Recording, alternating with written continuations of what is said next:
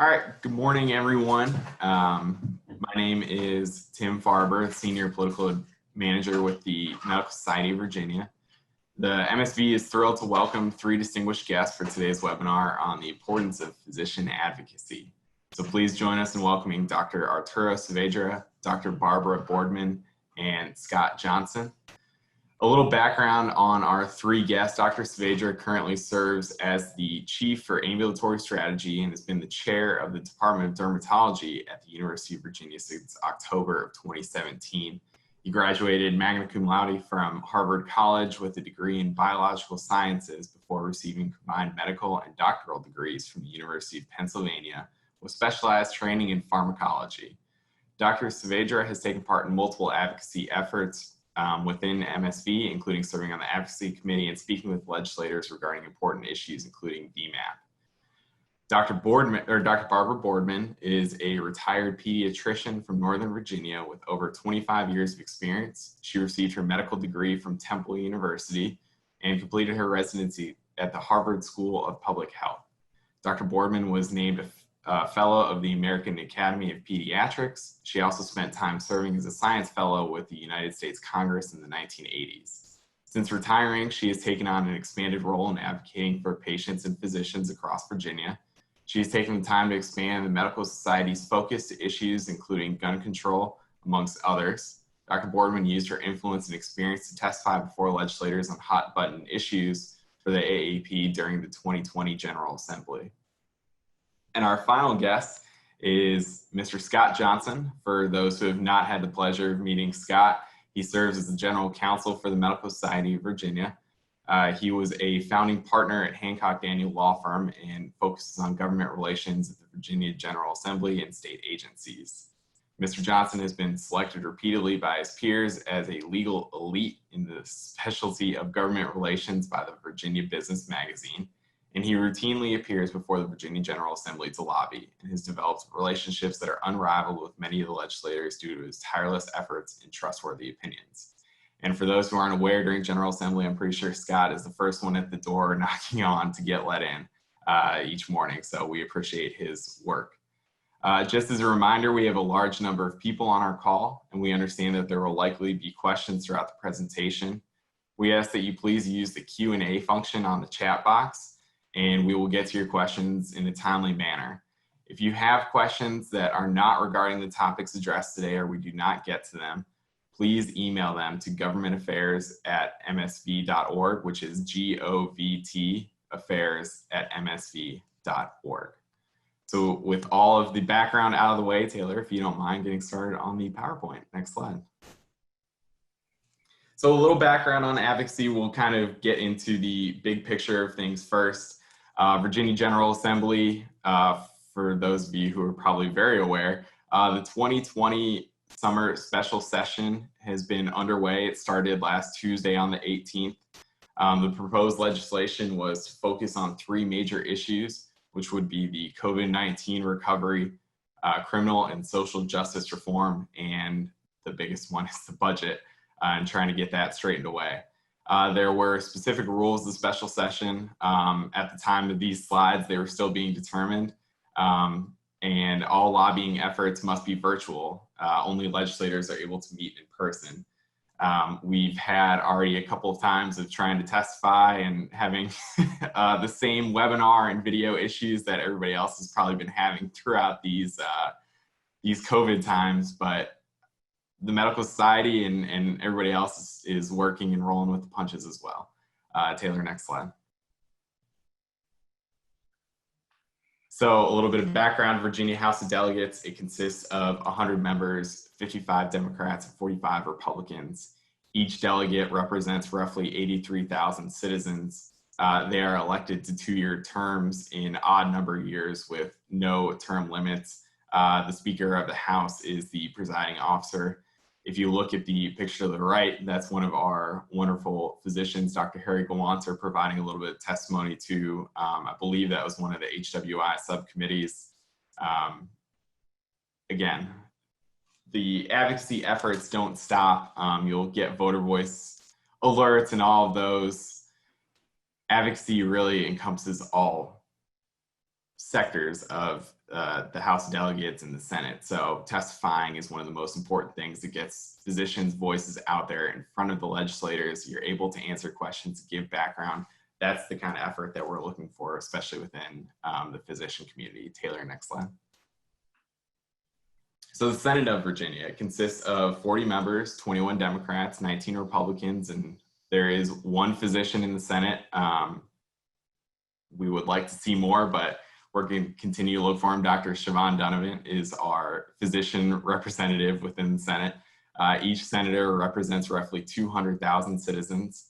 4-year terms, elected in odd number of years again, and the lieutenant governor is the presiding officer. All right, next slide. So important committees for physicians and PAs. Within the House of Delegates, there is the HWI, is what you'll hear it called. It's the Health, Welfare, and Institutions Committee, the Appropriations Committee, Commerce and Labor, and Courts of Justice. And if you look over to the Senate, Education and Health is the big one, followed by Finance, Commerce and Labor, and Courts of Justice. Taylor, next slide. Office of the Governor, we do have a physician as the governor. Dr. Ralph Northam, governor serves 4-year terms, may serve an additional term, but not consecutively. Virginia's governor's powers include they appoint cabinet members, appoints regulatory board members, including Board of Medicine, Board of Health. They obviously craft the state budget, and they have veto power over legislation and budget. Next slide. The Secretary of Health and Human Services, again, another physician and member, Dr. Daniel Carey. He oversees 11 state agencies with over 16,000 employees, provides services for individuals with disabilities, the aging community, low-income working families, children, caregivers, and the provider network are supported through the work of the Secretariat. Dr. Carey also takes his time, and he has spoken multiple times with us, including you see at annual meeting at the Homestead. He spoke at our lobby day efforts previously. We appreciate the time and effort he takes to meet with us. So next slide.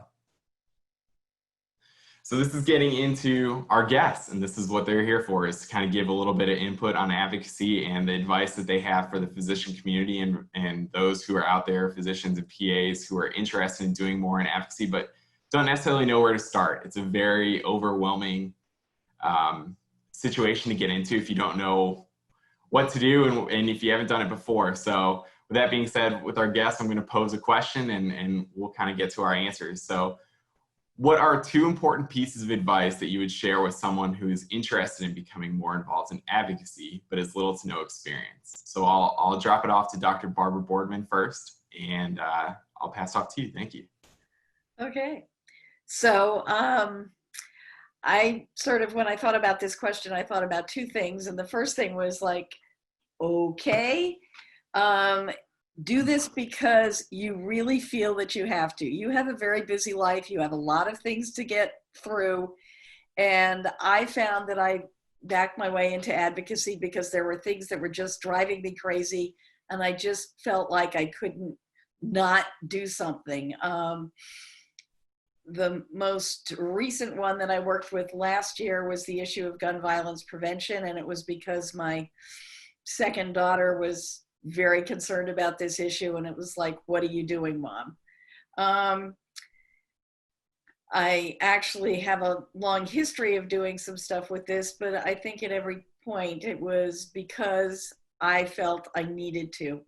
And the second point I made is be prepared for the long haul. Nothing turns around fast in legislature. You know, I've learned the rule that, you know, you should expect stuff to go through at least 3 times before it gets passed. And then, of course, you have to fight for it in the budget the next round and the next round after that. So at the moment, for example, with VMAP, the pediatricians and MSV are working very hard to get budget funding that we really fought for to expand VMAP. It got cut out in COVID because the budget went down.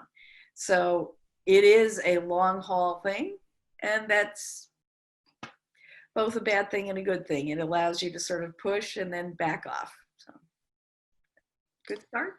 Thank you. Yes, absolutely. Dr. Saavedra, what would you say the 2 pieces of advice would be? Good morning, everyone. Thanks for joining. You know, I would have to say that the advocacy world can seem daunting, and it is often that as busy professionals, we think we may not have time, or that due to our training, we're better in the clinical room. But I think the secret that led me to do more of this was the fact and the realization that even though legislators have information and they have the data and they have teams working on things, what they need is the personal stories. What they need is the reality of the interaction in a patient room between doctor and patient, or in conferencing between, you know, doctor and communities, or LIPs and communities. And so what they really need is those stories that will make things come alive, that will make things relevant. We actually have not as hard a job as we would think, because everybody has a parent or sibling or a child that has needed healthcare. And if they haven't, they will in the future. So it is really a common interest, and how you connect to legislators at, you know, in a personal level is not very dissimilar than the way that you would connect with a patient in the room. You have that skill set. It's in there. You have the information, you have the expertise, and as per the previous speaker, it is your responsibility to share that, I would say. Now, that doesn't mean you have to go at it alone. There are resources to help you. There are other physicians that have done it before. There are people in the MSV. There are people outside our organization that can help with how you communicate ideas, how to create a 3-minute elevator pitch. And, you know, if nothing else, join an event and come watch. Sit by and listen with someone who's done it before and do it well. And before you know it, you'll be ready, excited, and again, feeling very deep in your core what your motivation is, and your sense of responsibility to others is what drives this agency. Couldn't say it much better. Thank you, Dr. Saavedra. Scott, if you'd like to give a little input on Sure. Good morning, everybody. Thanks again for joining us. I think a couple of things, you know, I think I'm going into my 29th year of governmental affairs, and the advice that I've been given all these years seems to now have to change in the middle of COVID. But the one thing about it is, if you don't advocate for the profession, nobody else will. I remember when we were negotiating and working on the medical malpractice cap long-term agreement, we had some focus groups, and it is amazing that patients are fiercely protective and loyal of their own physicians, but they're not in a position to take up the calls on a larger issue.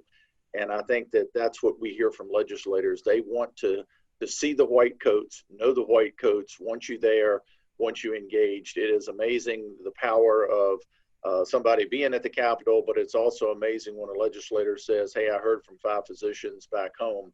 All politics are local. You've heard that phrase before, and I can't articulate that more. I think, too, sometimes physicians are hesitant. They think lobbying is akin to prostitution and may not be something that they want to engage in. But I've tried to encourage physicians that they ought to talk to legislators like they're patients, because they really are patients too. And trying to distill your message down into a 30-second sound bite where you can give them 3 quick talking points and say, here's why I want this, or here's why I don't want it, and here's what I'm asking you to do. So with that, Dr. Boardman is right, it's a persistent, always work, always cover your bases. But if you can't lobby remotely, you've got to be engaged, and that's a year-round process. Yeah, thank you. And kind of that reminds me of, I think the lobby days are one of the most interesting things, and it's a perfect place for those who are kind of new to the advocacy experience, because the lobby days allow you to go in a group. And typically those groups, the way we'll pair them up, we'd like to put some kind of people who are maybe more comfortable, have done it a couple times, with those who are new. You get a feel for, you know, you may be sitting down with a legislative aide or a legislator, but the conversations that you can have in that short little 10, 15-minute bubble that they give you are some of the most influential that you can have with a legislator or a legislative aide. And I think there are times that people may get frustrated if they meet with an aide instead of a legislator. You do also have to recognize that those aides are the ones who are giving the legislators all the information. They're doing the background research, especially when we don't have a ton of physicians that are in the General Assembly right now. they don't have a lot of background on these medical issues. So that's when the legislative aide, speaking to them, giving them the background on it, they're able to pass it along, and it can be just as influential as sitting down with the legislator themselves. So thank you for reminding me of that, Scott. All right, Taylor, we'll go on to the next one. So when taking part in a lobby day or a Zoom call, what advice would you have for advocates to effectively convey their messages? And I will start off with Dr. Saavedra. Go ahead. So this is another one where I will highlight all the fantastic skill sets that clinicians have. One of the most effective conversations I've ever had with a legislator was, in fact, using not a patient as an example, but my own parent. Don't be afraid, again, to share personal experience, to share commentary or anything that's deeply held belief, because that's how you connect with legislators at a personal level. Again, data abounds, legislative aides can do homework for legislators, but what they want is something to really remember, to really connect with. Now, it doesn't mean that you have to disclose all the very specific events in your life or anything else. You just have to create a situation where you impact by passion. You know, why do you feel so strongly about this? Why does it affect not just one or two or three people, but an entire community? How could you put that legislator in your own seat and say, what would you do if someone were coming into your office, paying you for services, hoping that you would help them? What would you do then? And put them in that seat, because I think it is the personal connection that really creates change in this environment. Thank you. Again, that's absolutely true. Dr. Boardman? I certainly agree. I think, you know, again, as I was thinking about it, it was like you need your elevator speech, which may literally happen in the elevator. You know, somebody's going to grab you and say, I'm walking somewhere. And you need your full sense of homework. I am incredibly grateful to all those people at MSV when we did our lobby day. They always, and they've done sessions again this time, with our nice little handouts that condense things down to, you know, a fact sheet that we have it ready. So when you go in with your group or as an individual, if they start drilling down on some question, you've got it prepped. So long speech and short speech ready to go. One thing I would sort of add into how you get through to legislators is remember lobby day, remember and go to Richmond. But if you live further away, that's not a problem. They do have town meetings, and some of the most effective contacts I've had with legislators were by going to my local town meeting, not during the session, where not a lot of people show up, and I was able to go in there and get some information across that I couldn't have gotten through in another situation. I agree. So one of the, when I grew up in Michigan, I worked for a state legislator, and we went to a town hall meeting, and he said usually like 4 or 5 people showed up. We ended up meeting with one of his constituents for, I think, maybe 50 minutes, and she shared the story, and that discussion ended up in being a legislation that was passed. And it was an issue that he had never heard of before, but sitting down and talking with her, it resonated with him. So absolutely, those town halls couldn't be more important. Absolutely. Scott, what kind of advice would you give to getting through legislators, since that's basically what you're paid to do and what you get to do every day? Yeah, I mean, usually we don't have term limits in Virginia, so we seem to always have a large number of new legislators, which puts more work on us because you've got to figure out where they come from, what interactions they've had with medicine. Do they have elderly parents that they care for? Have they had children that have had various surgeries or diseases? Are they in a situation where they have folks in the medical community as family members, pharmacists, nurses, physicians, that type of thing, figuring out where they come from and what their decision points are, so that we can then equip physicians when they start to come in and engage, to give them some background that they can start linking relationships with.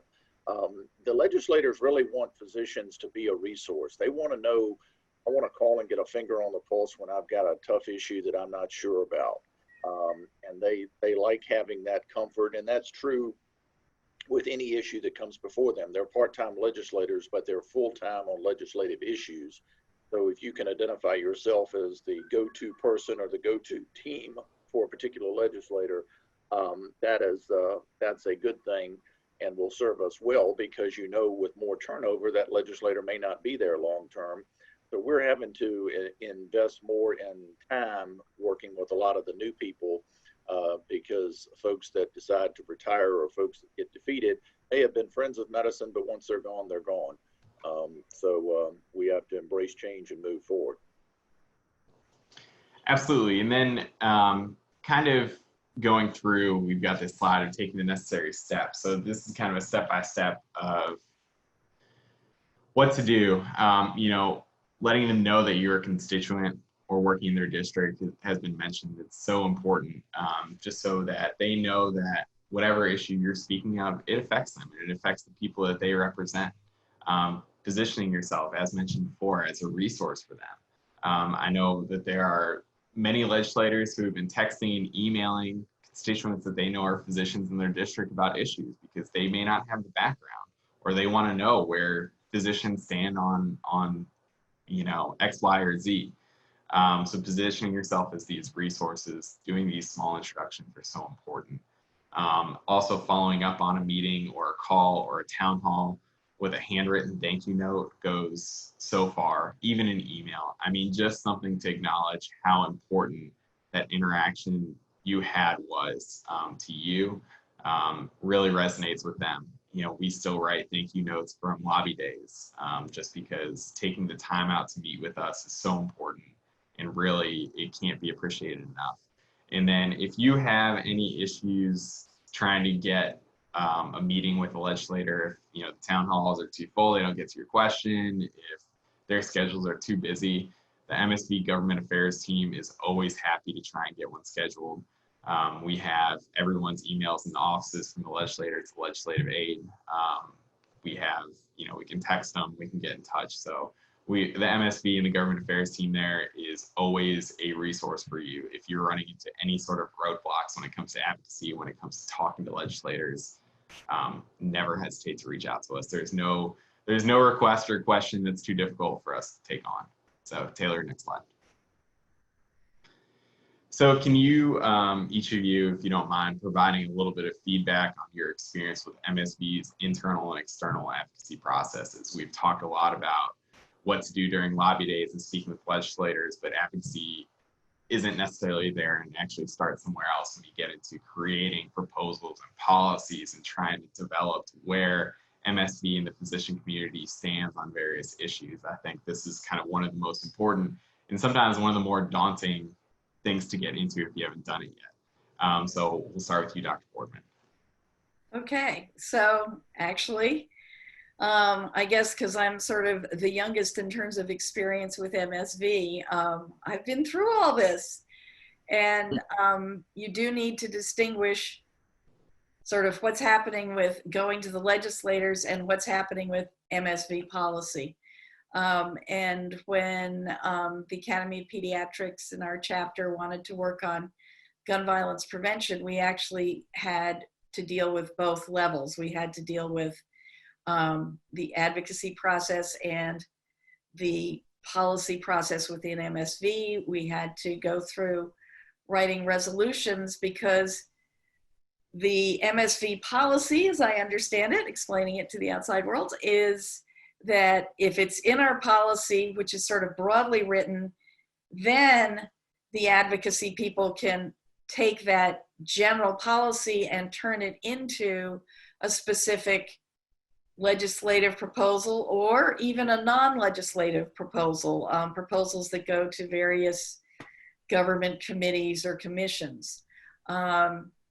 So when we were working on the gun violence prevention, we actually did go through the process of bringing up a resolution. Thank you to the staff for helping me craft it more correctly, and then carrying that forward to the House of Delegates. And actually last night I was sort of realizing I needed to get ready for a resolution on PPE and healthcare worker prevention that we're presenting. So two sides, and The legislative end, there's the advocacy group that then focuses for each year on what we want to do legislatively. Now, this special session is a whole adventure that everybody is sort of been sideswiped by. We're used to sort of being full service mode in January and February, and now we have to do the whole thing again on Zoom in August with a focus on special issues, which is going to be quite an adventure. But people seem to have figured it out. We're gone back into January mode with hot weather to back us up. Yeah, perfect. I couldn't agree more. Dr. Saavedra? No, I'll say that I am by nature a little bit of an introvert.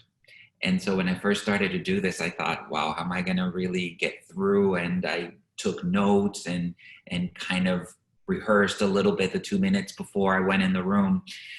And much to my surprise, after the first few events, I realized the staff were just so knowledgeable and helpful, not just at giving you information. That's almost the easy part, right? You kind of feel like a rock star going from office to office, getting prepped and going in there and having your talking points. But I really felt like the staff was very introspective about how they could help me specifically. One of the very difficult arguments for me, particularly in the issues I find important, like balance billing and scope of practice, was how to advocate strongly and not anchor around money. And not anchor about the fairness of that allocation, which can seem almost like the macabre incentive behind advocacy. And I learned 3 very, very important ways of advocating and ways of negotiating. And that's to recenter your argument around one of 3 concepts if you can. The first is value, not money, but value. The second one is safety. And the third is equity.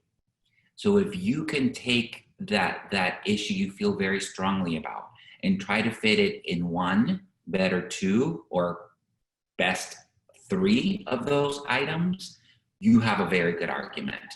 And that insight I learned from having staff advise me when they were watching me in the room. So think of this as a sport. You exercise, you get better, you practice, and before you know it, you're at the Olympics and you can do it. You absolutely can. Thank you. Scott, we'll pass it off to you. Yeah, I think, one of the things too that in doing governmental affairs, it's all about credibility, whether it's a physician advocating, a lobbyist advocating, your word is your bond. And you only have one chance to screw that up, and so you avoid doing so at all costs. And any time that we're advocating for something, and it may seem counterintuitive, but a good advocate will always go in and tell a legislator, I want you to do 1, 2, 3, and the opposition is going to come in and tell you that you shouldn't do 1, 2, and 3. Here's what they're going to say, and here's why I'm right and they're wrong. You have to get both sides of the story. As we see more legislators come to the General Assembly, we encourage them to always ask for both sides of the story, because at the speed of things now, they don't always get it. And one thing we've clearly seen with COVID, legislative aides have always been a vital role and important when we were able to be there in person. Now that we're having to basically lobby remotely and through Zoom calls, the legislative aides' importance to conveying data and educating legislators for us has been essential. They will be the ones that when you go to them and say, here's a very important issue, they may call a timeout and say, you know what, this is so important that I want my legislator to get on a WebEx or Zoom call with you so that legislator can hear it directly. Or in other times, they will take the information back to the legislator and are great about following back up to say, hey, thank you for the information, passed it along, the legislator's in agreement with you, and go from there. So you have to be flexible with changing times, would be my message. Absolutely. And the other thing that really sticks out to me from having sat through a few lobby days and been in these meetings is if they ask a question that you don't know the answer to, always say you don't know, or I will find out. I I'll reach out to somebody. Scott talks about credibility, and credibility can be built right away. It may take time to build that, but it does not take long to lose it. If they ask you a question that you don't know the answer to, or if you're not necessarily comfortable with the answer that you give, you can always say, I don't know, or I'll reach out to a staffer and they can find out. I think the biggest thing is building that level of trust and being open and honest with the legislator, legislative aide, or whoever you're meeting with. That honesty and that trust goes so much further than trying to come up with some answer that you don't necessarily know. It's a little thing, but it's one of those that really sticks out from having sat through a few of them, and they'll find out if you're giving an answer that isn't necessarily accurate, or maybe that you don't necessarily know, and it comes back to bite you in the end. It's just not worth it. So yes, thank you. And to kind of go back, MSV has been successful in helping to build these relationships with legislators. The GA team, I've mentioned this many times, is always here as a helpful resource, but it doesn't stop with us reaching out to physicians like Dr. Boardman or Dr. Saavedra. They're always open to helping the physician and PA community in their advocacy efforts. Dr. Boardman has been all over advocacy for the last year. Ever since coming into the retired life, I've gotten more emails from Dr. Boardman in the last 2 years than just about anybody else. But those emails and those questions and following up on issues that she has or things that she wants to know, that's why we're here. And if I don't know, I can pass her off to the health policy team if she wants to build, gun control legislation or trying to pass the policy. That's what we're here for. And then same with Dr. Saavedra has just been a resource that really is so helpful, and we couldn't ask for anything more. So just to go back and to piggyback, not to pat your backs too much, but y'all have been great. So on to the next slide. So this is about kind of getting involved. There are some baby steps to work into advocacy, especially if it's not something that you've done in the past. So MSV launched, I believe it was last year, the White Coats on Call 365 program.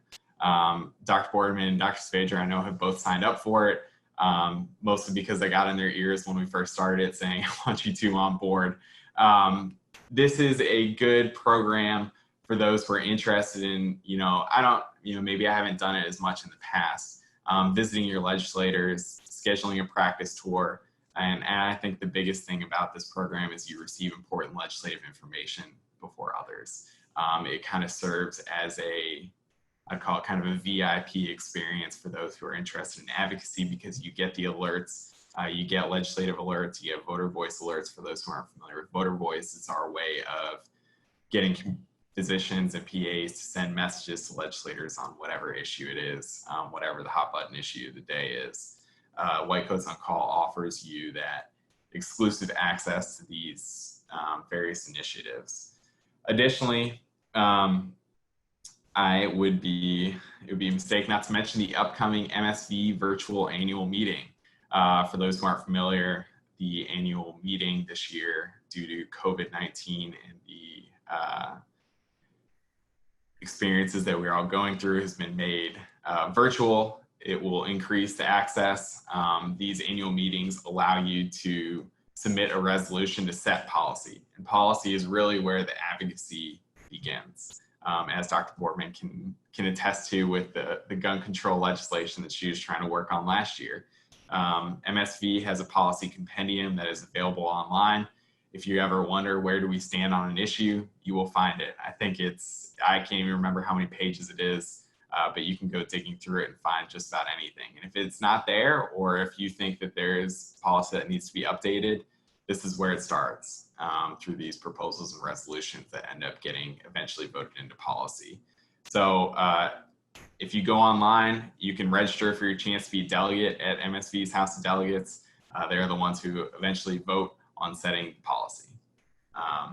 Dr. Boardman and Dr. Saavedra, do you have anything to add about these two programs? I know you both have kind of taken part in them, so I'll welcome any feedback or anything else you'd like to add. I'll start out by saying, really, the white coats on call, that sort of thing, is an incredibly useful tool. And I think, you can think about it as getting more deeply involved, but actually for the pediatricians, things like voter voice allow people to be involved at a simple level of, all right, I'll contact my legislator because I trust this voter voice thing. And we need to make sure that everybody's there saying, please, we care about VMAP in the budget. So it's very useful to have that done, and you can just basically get in there and click on it and send your little note to your legislator. And actually that adds up pretty quickly on an issue that's important to us. There may not be a lot of other people speaking out on it. And the meeting, I'm sorry that it won't be a big, exciting place where we get to have adventures, but on the other hand, it's a lot easier for me to turn on my computer than it is for me to get all the way down to the other end of the state. So people should participate. It's a good way to learn a lot. Absolutely. Dr. Saavedra, what would you like to add on this? I agree. I think the value of these two programs is they help you just show up, and just be there. You'd be surprised at how often by showing up you have the entire floor or the platform. It's sort of like trying to come to an auction and being the only person there. You're going to get it, right? And sometimes showing up is half the battle. The other reason I like these two is that it's really the platform where you can be a mentor to others, and others can mentor you directly or indirectly. So this is really where it happens. This is where the sausage gets made in terms of skill sets and development. Absolutely. And going back to Dr. Boardman, she talked about the voter voice messages. For those who you all are probably mostly aware, the MP issue came up again during special session. And I know many of you received a little voter voice alert if your senator was sitting on the Ed and Health committee that was hearing it. We had over 350 individual messages that were sent to the various legislators. And that is incredibly, incredibly important. A lot of you were able to personalize it, add a little story about why you felt that way, and the bill ended up not passing out of committee. So it may not, sometimes you send these messages and you say, oh, I don't know how much this is going to matter, but it's so important. I'll pass it off to Scott. Do you have anything to add about annual meeting or the White Coats on Call program? No, I mean, one thing I think is always enjoyable at the annual meeting is you get to spend time with the residents and the students, and you'll get to do so virtually this time, but they're the lifeblood of the association. And I think the more we can engage them early and keep them engaged, then we'll make sure we'll always have a strong resource and lobbying team. So that's all I would share. Thank you. Absolutely. All right, Taylor, next slide.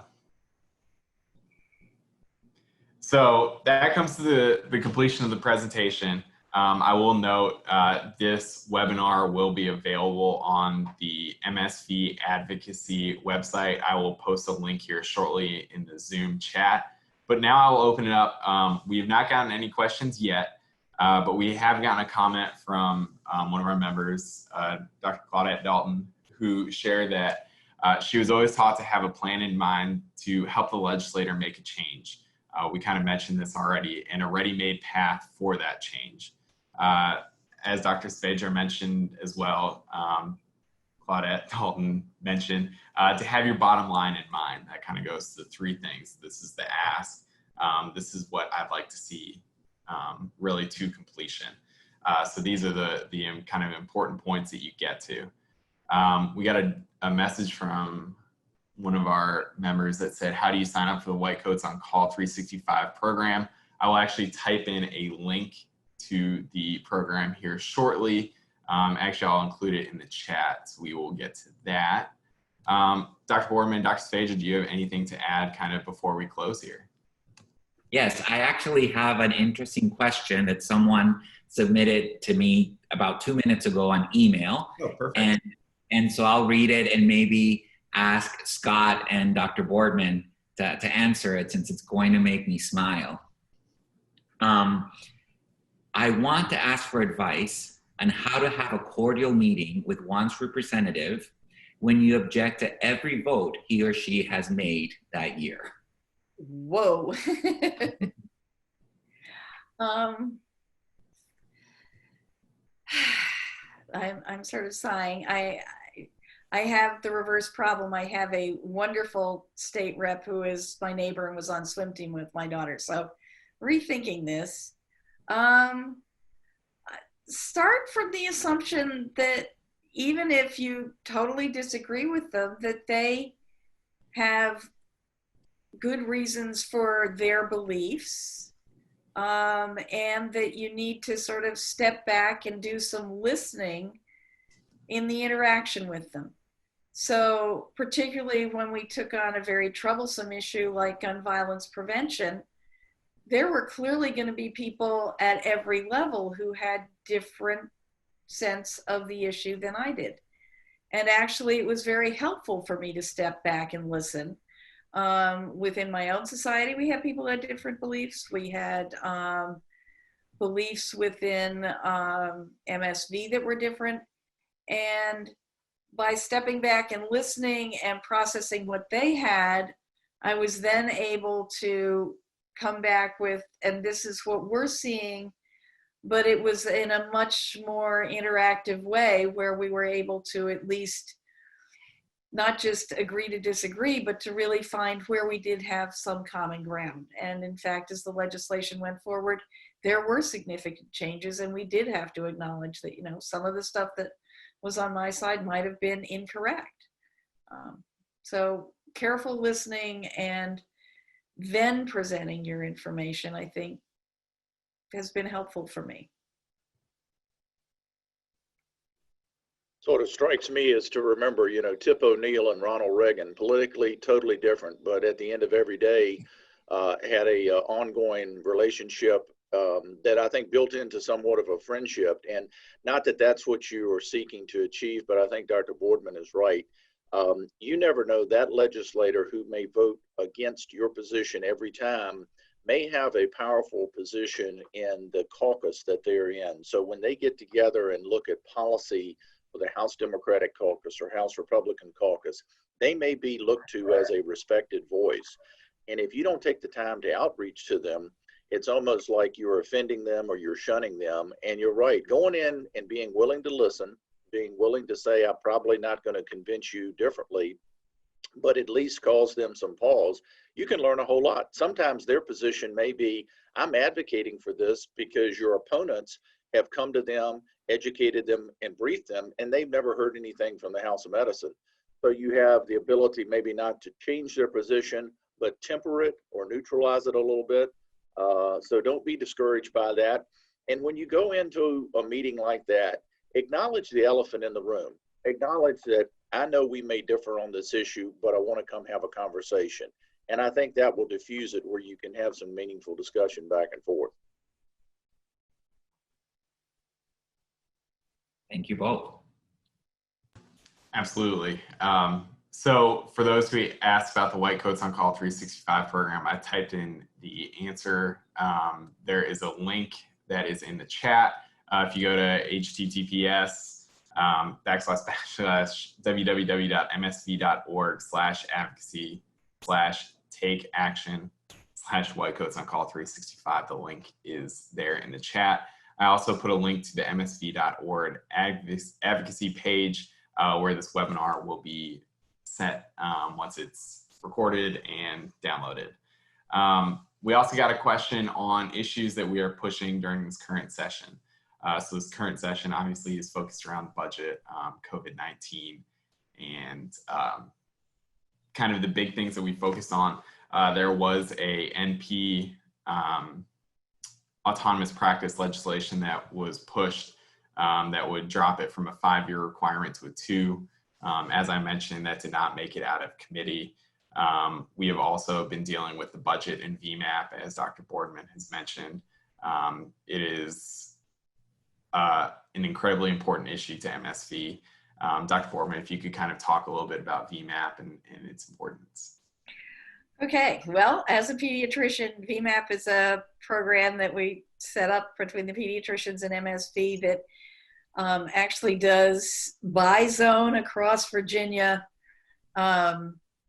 training of pediatricians and linking them with child psychiatrists for curbside or phone side consults, gets us trained so that we can provide a much more effective service to our patients. It was originally started with, I think, one zone and is now, we had increased it in the budget to where we were going to cover the whole area of Virginia, so each zone where we had a region. And that was into the budget and then is now in the lovely category of something like unallotted. From what I understand, because the budget has dropped hugely because people are unemployed and there's not enough money, we're now having to fight to just protect what we did have in there rather than expand it. But we've been very aggressive about it, thanks to MSV. And I happened to be on Janet Howell's constituents, so I was in touch with her about it. And she responded very nicely. And I think this is part of that long-term strategy. Even if we don't get back our budgeted but unallotted money this year in this session, just making the strong argument that there's a huge amount of increase in mental health needs and mental health needs for children because of COVID, putting it in the framework of this is what the issue is now, that I think that'll put us in a much stronger position in January to at least get our money back and to expand the funding. So that continual push in the sense of the long term has been real important. Absolutely. And then Scott, I will note some of the issues that we're talking about. I know telehealth has been so important during COVID-19. If you don't kind of mind talking about a little bit the telehealth that we're looking at and the issues that we're looking at in special session right now. So that we have got legislation introduced in the House and the Senate dealing with telehealth that I would put in the category of continuing some of the relaxation of telehealth rules that are in some of the current waivers that are being followed by Medicaid and also being followed by the commercial carriers. I also anticipate in the 2021 session of the General Assembly, there will be more telehealth legislation, but that will be more longer term policy. So some of the things that we're advocating for that we've heard from physicians is making sure that a carrier cannot insist that you use a certain proprietary software in order to be reimbursed for telehealth, making sure that there is clarity that the origination site of where the patient's located and you're delivering care can be that patient's home as opposed to having to be at a hospital or in a physician's office, making clear that the patient need not have a healthcare provider with them when you're delivering this care. Clarifying if you're going to use telehealth or telemedicine to prescribe, making sure you still have to comply with state law and federal law for that clarification. And so Senator George Barker has the bill in the Senate, Senate Bill 5080, and Delegate Dawn Adams has the bill in the House. The Senate bill is advanced onto the Senate floor and is moving ahead. The House has not had any committee meetings yet until today. They start them, and it may be tomorrow that the telehealth bill is going to be taken up. You asked what else we were working on. We have had some physician members tell us that they felt like they were price gouged in attempting to purchase PPE during COVID, and our Virginia Consumer Protection Act basically applies to any retail sales of goods or services to an individual. It does not cover a commercial transaction, meaning if XYZ company jacked up the price and selling something to a pediatric group, that's not covered by our Consumer Protection Act. And so the Attorney General has got legislation in that would provide protection and coverage for that, which we're supporting. We are in pretty good shape on the liability side of things, given the governor's entry of Executive Order 60 that pertains to providing protections for healthcare providers. But there are certain providers that you would think of that should fall in the definition of healthcare providers, and they don't, meaning assisted living facilities, home care, hospice, private community-based providers of services and homes, and adult daycare. So there's legislation advancing to extend the same protections that doctors and hospitals and nurses have to those other individuals because they don't fall in the definition of healthcare provider. So those are some of the key ones. Another issue that's in play is trying to make sure workers' compensation covers COVID claims, because they do not in many instances today. And if workers' comp does not cover a COVID claim, then that means that employee could sue their employer for a general liability claim and could be very costly. So Tim, I'll hand back to you. Thank you. I apologize. Somebody is using a leaf blower in the garage right now, so there's a lot of background noise. I apologize for that. Another question we got is, how does one advocate virtually? And that's a great question. And it's kind of difficult in these COVID circumstances to do it. One of the big ways is voter voice. You know, you'll get alerts from us on any of these issues if we know that something is coming up. If we know that a committee hearing is tomorrow or that a bill is going before the floor at a certain point, you will get an alert from us from Voter Voice if you've signed up for it. If you haven't, you can sign up. I believe it is on the advocacy website. Voter Voice will allow you to send a message to the legislators directly. Additionally, you can always reach out to them. You know, it's kind of hard to set up a virtual call, but especially when they're kind of running back and forth, you can always reach out to us or reach out to them directly and say, hey, I'm interested in talking to you about issue X, Y, and Z, if it's telehealth or any number of these issues. Another question that we got, sorry, I know a few of you are trying to reach out. I got a question via text. Hey, Tim, before we go on, you may want to remind folks that the Medical Society has set up a number of Zoom calls with legislators, and I think the physician participation has been great. So always watch for alerts if we're going to have a Zoom call with a particular legislator. We've had 20 to 25 physicians join in. The legislators like that. They are obviously get a number of requests given where we are with COVID for Zoom calls from various groups. But they have been responsive to our request and would encourage you to use that. That's a good ongoing just touch base, even if you don't have any issue, just so the legislator gets to see your face and hear your name.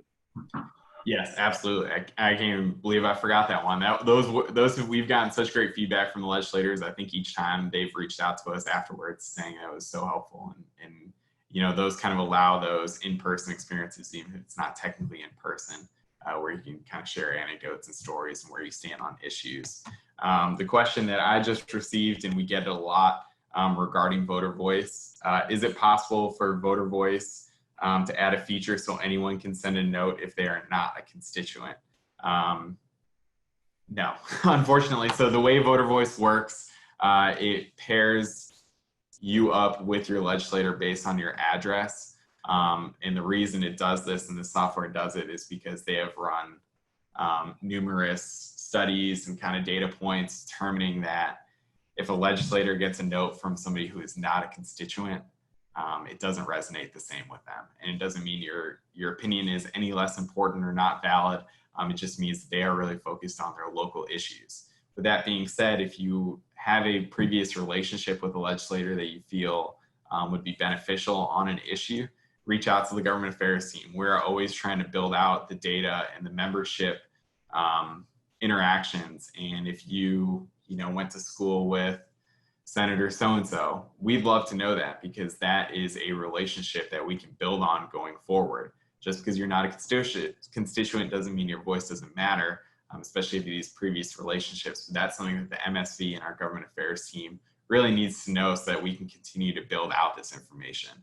It's something that I think we've kind of not necessarily been missing, but haven't utilized appropriately in the past. So while Voter Voice can't necessarily do it, where you can't send a message to somebody that's not your legislator, this is where MSV and the government affairs team and White Coats on Call, this is where these programs are important. Reach out to us directly, and then we can put you in touch with, if you have a previous relationship with the senator. I don't know if any of you can speak to it, if Dr. Boardman, Dr. Saavedra, if you have kind of more personal relationships with any legislators, do you have any advice on how to kind of handle that relationship and talking about issues? Well, as I said, my state rep was in fact the announcer for my kids' swim team, and they were on swim team together. So it's basically having your elevator speech ready in a nice way and a nice way of presenting it, saying, I don't know, but this is what's going on. Now, the fact that he's head of the Democratic caucus probably makes a difference. I think it's just, this is a local relationship, and respecting that it's a local relationship and figuring out how it works for you.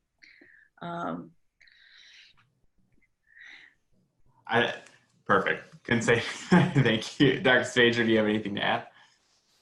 No, everyone's used the word relationship, which means it really goes both ways. You'll be reaching out and having your elevator speech and your points of interest, but be also ready and willing to get the call from them about a thought they're having, or a question they want answered, or they may want access to your world as well. So remember that it does go both ways, and be willing, present, and able to participate in that relationship. Perfect, thank you. And I think we have time for one more question as we're running out of time. Scott, I'm gonna lean on you a little bit.